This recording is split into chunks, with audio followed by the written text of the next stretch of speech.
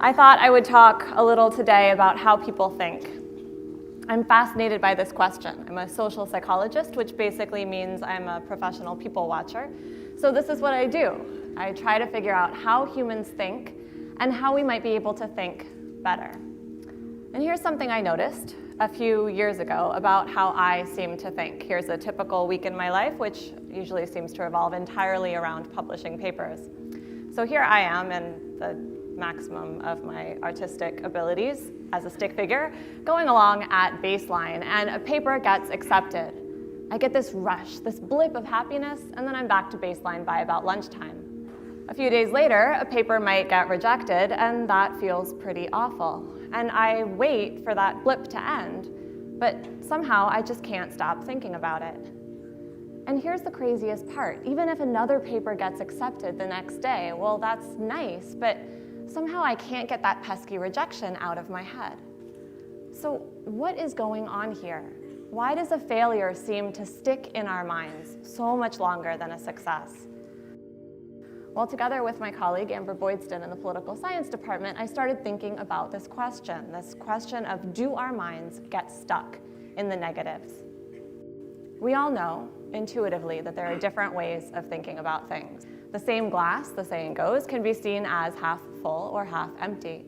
And there's a lot of research in the social sciences showing that depending on how you describe the glass to people, as half full or half empty, it changes how they feel about it. So if you describe the glass as half full, this is called a gain frame because you're focusing on what's gained, then people like it. But if you describe the same glass as half empty, a loss frame, then people don't like it. But we wondered, what happens when you try to switch from thinking about it one way to thinking about it another way? Can people shift back and forth, or do they get stuck in one way of thinking about it? Does one of these labels, in other words, tend to stick more in the mind? Well, to investigate this question, we conducted a simple experiment.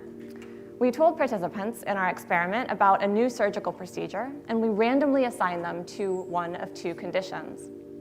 For participants in the first condition, the first group, we described the surgical procedure in terms of gains. We said it had a 70% success rate.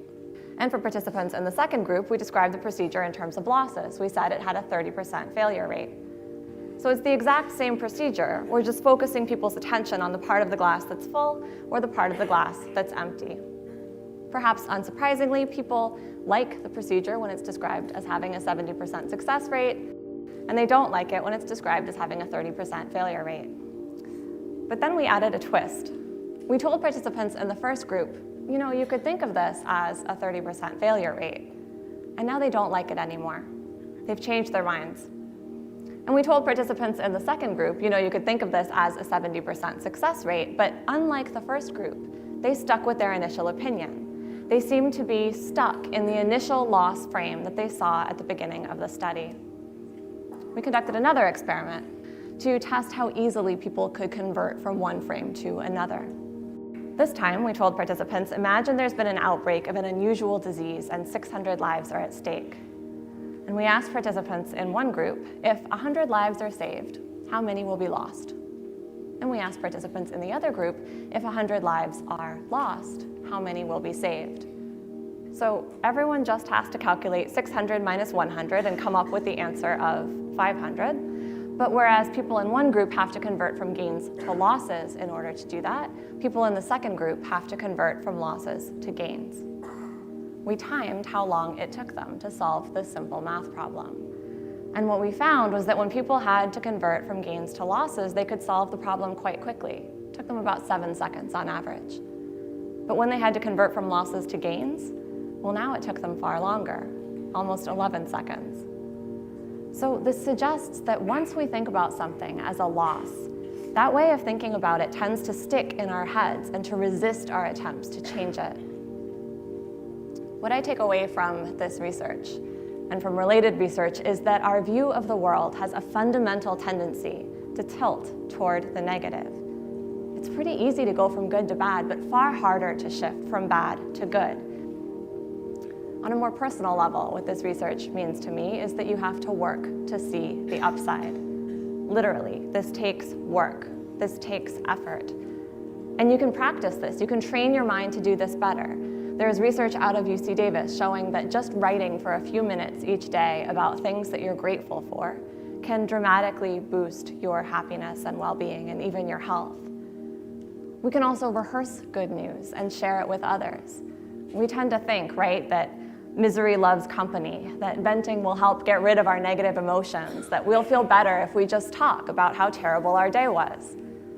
And so we talk, and we talk, and we talk about the boss who's driving us crazy, and the friend who never called us back, and the meeting at work where every little thing that could go wrong did. But we forget to talk about the good stuff. And yet that's exactly where our minds need the most practice. On days when I come home all grumpy and complaining about everything. And he listens and he says, okay, but what happened today that was good? And so I tell him about the student who came up to me after class with this really interesting, insightful question. And I tell him about the friend who emailed me out of the blue this morning just to say hello. And somewhere in the telling, I start to smile. And I start to think that maybe my day was pretty decent after all. I think we can also work in our communities to focus on the upside. We can be more aware that bad tends to stick. One mean comment can stick with somebody all day, all week even. And bad tends to propagate itself, right? Somebody snaps at you and you snap back, and you snap at the next guy too. But what if the next time somebody snapped at you, you forgave them? What if the next time you had a really grumpy waitress, you left her an extra large tip? Our minds may be built to look for negative information and to hold on to it. But we can also retrain our minds if we put some effort into it and start to see that the glass may be a little more full than we initially thought.